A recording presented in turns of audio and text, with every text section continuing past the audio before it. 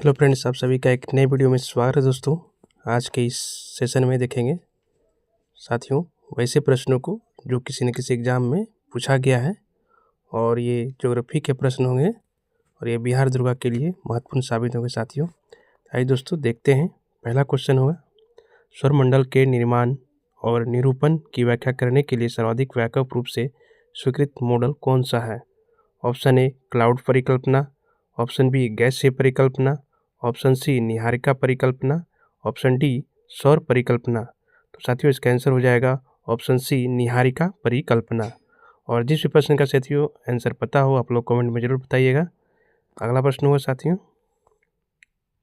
और ये एक्सप्लेनेशन नहीं पढ़ेंगे, अभी रिवीजन के तौर पर तेज़ी में क्वेश्चनों को देखेंगे साथियों। स्थलीय ग्रह से बने होते हैं। ऑप्शन ए धातुओं और वायु, ऑप्शन बी चट्टानों और धातुओं, ऑप्शन सी धातुओं और गैस, ऑप्शन डी चट्टानों और गैस। तो साथियों इसका आंसर हो जाएगा ऑप्शन बी चट्टानों और धातुओं, जो कि स्थलीय ग्रह से बने होते हैं। अगला प्रश्न होगा साथियों, आकाशगंगाओं के बीच की दूरी के संबंध में कौन सा रुझान पाया गया है? ऑप्शन ए अनुनयमय, ऑप्शन बी घटते क्रम में, ऑप्शन सी स्थिर, ऑप्शन डी बढ़ते क्रम में। साथियों इसका आंसर हो जाएगा ऑप्शन डी बढ़ते क्रम में। अगला प्रश्न होगा साथियों, किस ग्रह पर 300 वर्षों से भी अधिक समय से पृथ्वी से 2 गुना चौड़े घूमते हुए अंडाकार बादल, जिनको ग्रेट रेड स्पॉट कहा जाता है, देखे गए हैं? Option A Neptune, option B Budh, option C Brihaspati, option D शुक्र। तो साथियों इसका आंसर हो जाएगा ऑप्शन सी बृहस्पति ग्रह पर। अगला प्रश्न होगा, ब्रह्मांड की स्थिर अवस्था की संकल्पना के बारे में किस वैज्ञानिक ने विचार किया था?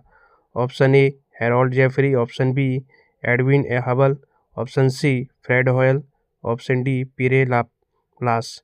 तो साथियों इसका आंसर हो जाएगा ऑप्शन सी फ्रेड होयल। अगला प्रश्न होगा,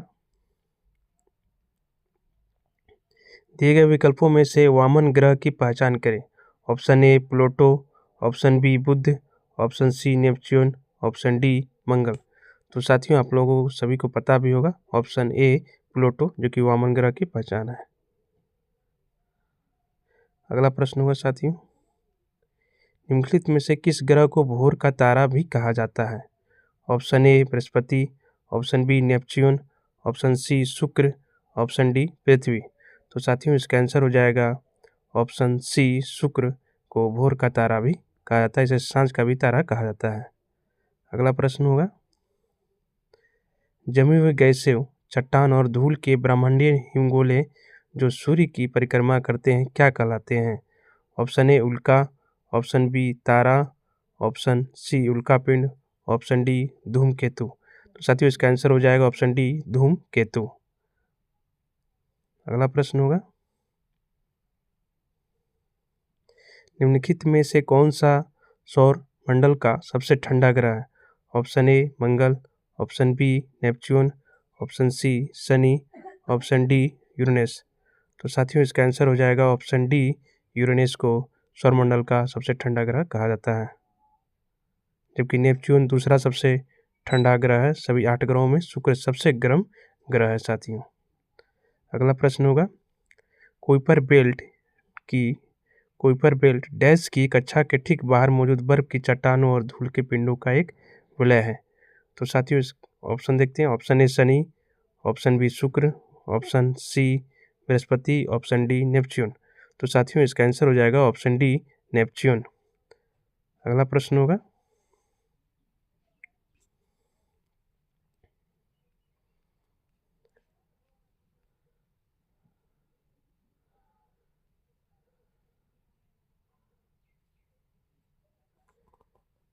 चंद्रमा लगभग डैश दिनों में पृथ्वी का चक्कर लगाता है?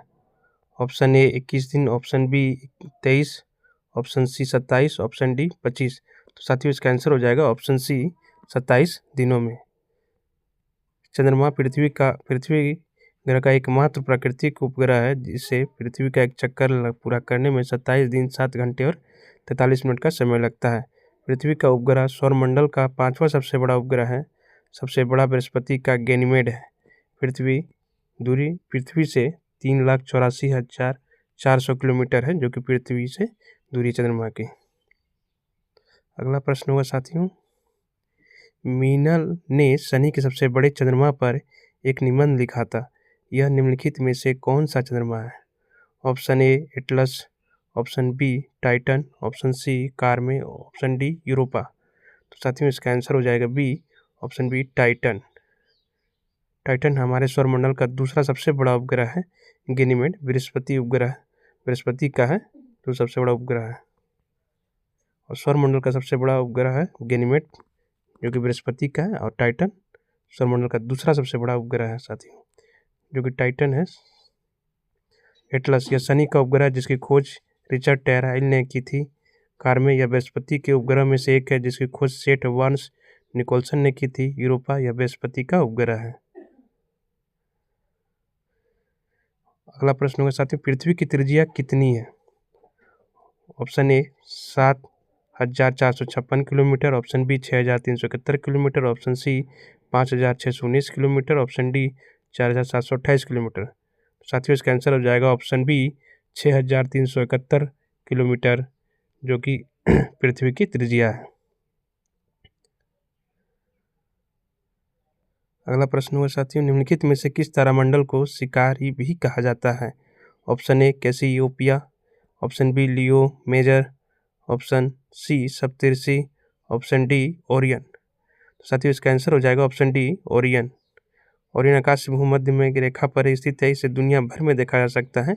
इसका नाम ग्रीक में शिकारी के नाम पर रखा गया है। उर्सा मेजर या ग्रेट बियर उत्तरी आकाश में एक नक्षत्र है। सिंह नक्षत्र वसंत ऋतु में उत्तरी गोलार्ध में देखा जाता है। कैसियोपिया उत्तरी आकाश में स्थित एक बड़ा तारामंडल जिसका नाम ग्रीक के अहंकारी और घमंडी रानी कैसियोपिया के नाम पर रखा गया था। अगला प्रश्न होगा साथियों, और इस सेशन का अंतिम प्रश्न होगा, निम्नलिखित में से ब्रह्मांड के लिए दूसरा शब्द कौन सा है?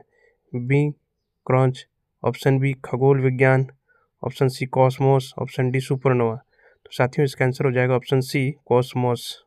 यह मूल रूप से एक ग्रीक शब्द है जिसका अर्थ है आदेश और संसार। तो साथियों यही रहा 15 क्वेश्चन का रिवीजन तौर पर। साथियों वीडियो कैसा लगा कमेंट में ज़रूर बताइएगा, और जो मुझे भी मिस्टेक हो साथियों कमेंट में ज़रूर बताइएगा। और ऐसे ही वीडियो को देखने के लिए साथियों थोड़ा सपोर्ट करिएगा आप लोग। मिलते हैं नेक्स्ट वीडियो में, तब तक के लिए जय हिंद साथियों।